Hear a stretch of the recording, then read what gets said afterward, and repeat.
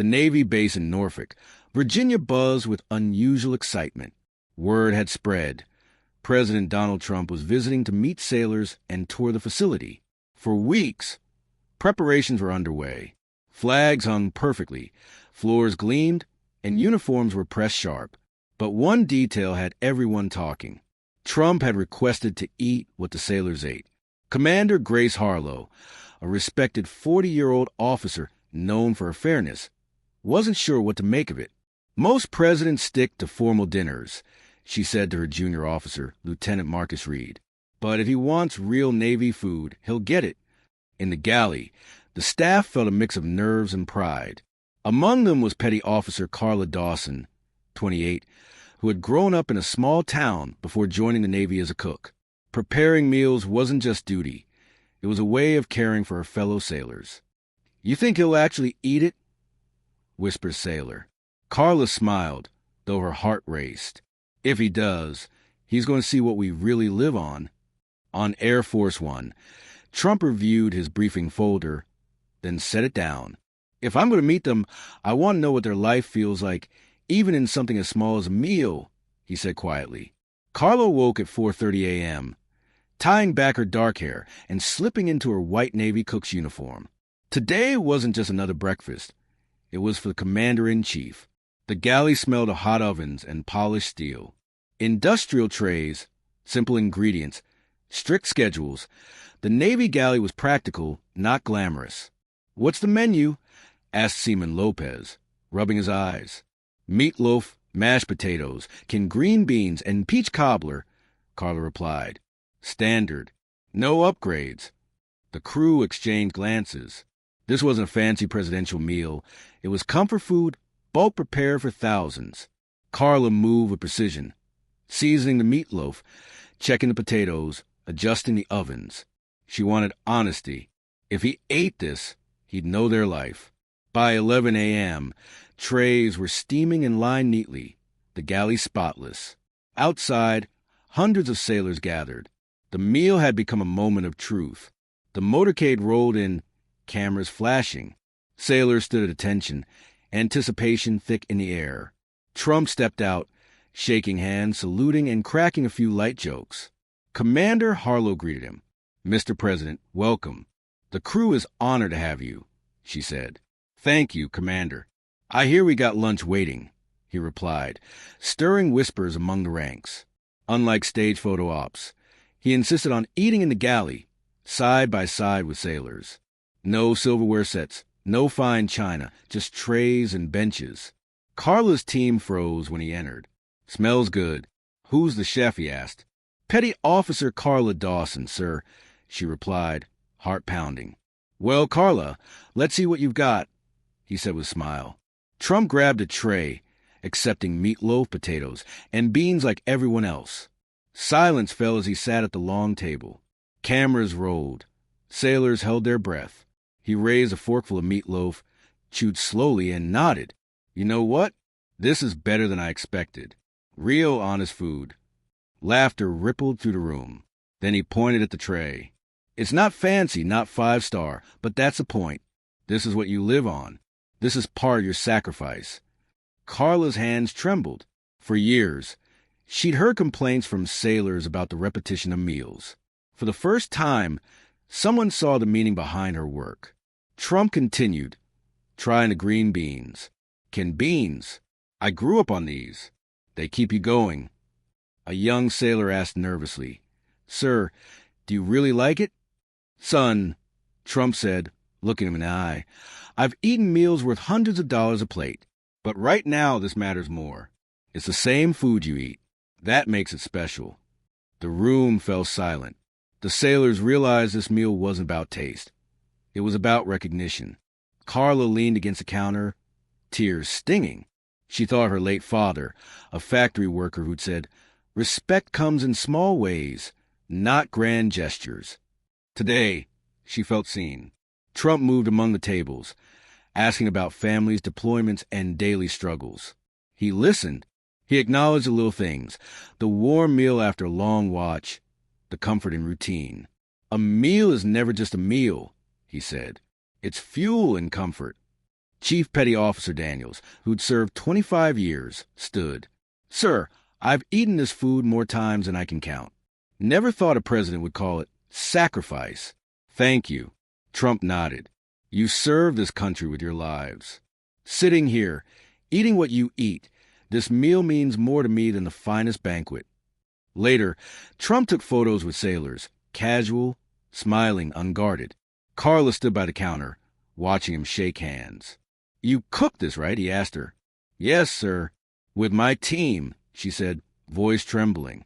"Well," he said, smiling warmly, "you've done something more than cook. You reminded me of my mother's kitchen. That's a gift." Carla swallowed hard. "We try to make it feel like home, even if it's not," she managed. "That's exactly what it feels like. Home, even here." Later, in a smaller, private gathering, Trump asked a few sailors to share their stories. One spoke of missing his daughter's birth, another the monotony of daily meals. He listened quietly, without interruption. "You know," he said finally, "people back in New York think Navy food is a joke. But sitting here, I see it's so much more than a joke. It's dedication, sacrifice, and care. And that's what makes it priceless. If you want, I can also create an even more cinematic, shorter version that reads like a feature story for a magazine, keeping all the emotional beats, but making it snappier for modern readers. Do you want me to do that next?" Trump looked around the room and said quietly, "You realize it's not about the food. It's about the people who prepare it and the people who share it." The sailors exchanged glances, struck by his sincerity. Grace leaned in softly. "Sir, sometimes just sitting with us does more than speeches ever could." "That's why I came," Trump replied, "to remind myself and maybe the whole country that service isn't just on the battlefield. It's in the small things, even the galley." Carla, watching from the kitchen, felt a lump in her throat. She had always wondered if her work truly mattered. Now, hearing those words, she knew it did. When Trump left the galley, sailors gathered outside to see him off. They clapped, not because protocol demanded it, but because they were genuinely moved. The applause grew louder, echoing across the base. Trump turned, raising a hand. No, the applause isn't for me," he said. "It's for you, for what you do every day." The sailors erupted in cheers. Carla stood at the back, tears streaming down her cheeks. She had never felt such pride in her work. Grace leaned toward Trump. "You may not realize it, but you just gave this crew something they'll never forget." Trump smiled faintly. "Neither will I." As the motorcade pulled away, the sailors kept talking, not about politics or policies, but about meatloaf, honesty, and being truly seen. Carla returned to the galley and sat quietly at the table where he had eaten, touching the tray as if it carried part of the moment. Sometimes, she thought, respect comes from sharing something as simple as a meal. Within days, the story spread. Sailors posted photos and short clips online, Trump laughing with them, shaking hands, enjoying meatloaf. Hashtags trended. Hashtag Navy meal, hashtag meatloaf moment, hashtag serving sacrifice. News outlets picked it up. One headline read, "President chooses Navy galley over banquet, calls meal priceless." Carla's phone buzzed nonstop. Friends from her hometown messaged her. Her mother cried over phone, "Honey, your food was on TV." The president compared it to his mother's cooking. Carla smiled but stayed humble. "It wasn't about me, Mom. It was about all of us." Sailors across the country shared their own galley stories. Photos of spaghetti, chili sandwiches, each carrying the same message. This is what we live on. This is our sacrifice. Pride in the small, overlooked details of Navy life had been ignited. 2 days later, Carla's younger brother messaged from Ohio. "Sis, I saw you on the news. Dad would have been so proud." Tears filled her eyes. Her father, gone before seeing her in uniform, had always said that even the smallest jobs mattered if done with heart. For years, she had doubted him. Now the whole world was talking about Navy food and her role in it.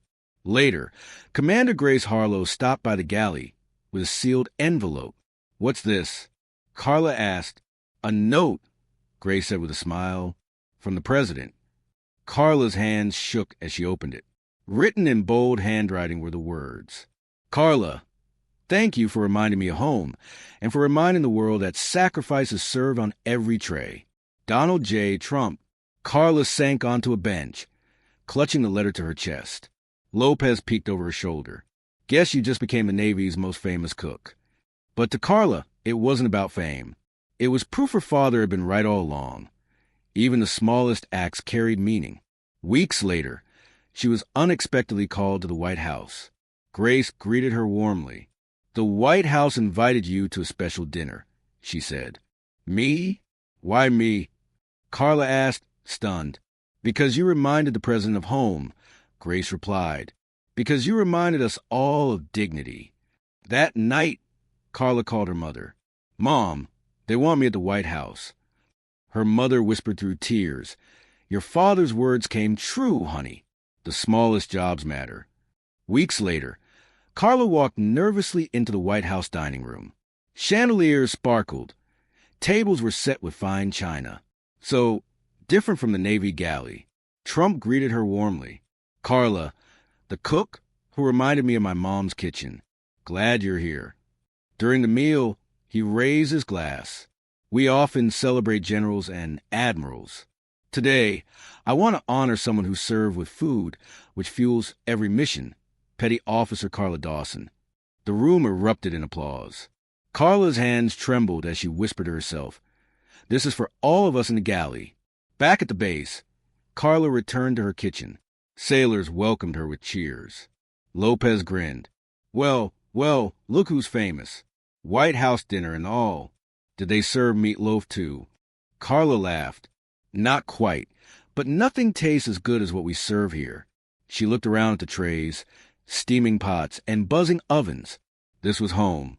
The galley had transformed. Meals that once seemed ordinary now carried pride and meaning. Sailors thanked the cooks more, shared stories, and even left notes and drawings pinned to the wall, a living tribute to dignity, care, and community. One evening, young Seaman Harris shyly handed Carla a folded piece of paper. "I wrote this after that day," he mumbled. Inside was a poem. It isn't the meatloaf. It isn't the bread. It's the hands that serve us, the words that are said. A meal can be simple. A tray can be small. But shared with respect, it can matter to all. Carla pinned it to the galley wall, smiling through tears. Soon, sailors added their own notes, stories, and memories. Grace stopped by one quiet evening. "What happened here will be remembered for a long time," she said. Carla shook her head. "It still feels unreal. I never thought meatloaf could matter so much." Grace smiled. "It wasn't the meatloaf. It was the heart you put into it, and the honesty that met it. That combination moved people." Carla thought of her father's words again. Even the smallest jobs matter. Now she truly understood. History books might never record the seasoning in the potatoes, but they would remember the day a president sat down with sailors, ate what they ate, and spoke from the heart. And Carla was at the center of it. Months passed. The Navy food moment remained alive, discussed in documentaries, classrooms, and news cycles. But for Carla, the real change wasn't fame. It was belief. Belief that her work mattered, that dignity could exist in the smallest details, and that respect was served best with a shared meal. One evening, serving meatloaf, a young recruit joked, "Careful, this could end up on the news again." The galley erupted in laughter. Carla grinned. "Then let's make it the best meatloaf they've ever had." She looked around at sailors laughing, sharing stories, eating together, and realized the true twist. It wasn't the president who had shocked the sailors. It was the sailors and one quiet cook who reminded the world that respect, sacrifice, and dignity live not in grand gestures, but in the simple act of breaking bread together. From that day on, every meal in the galley carried more meaning, more pride, and a little more history, because sometimes the smallest table can hold the greatest truth.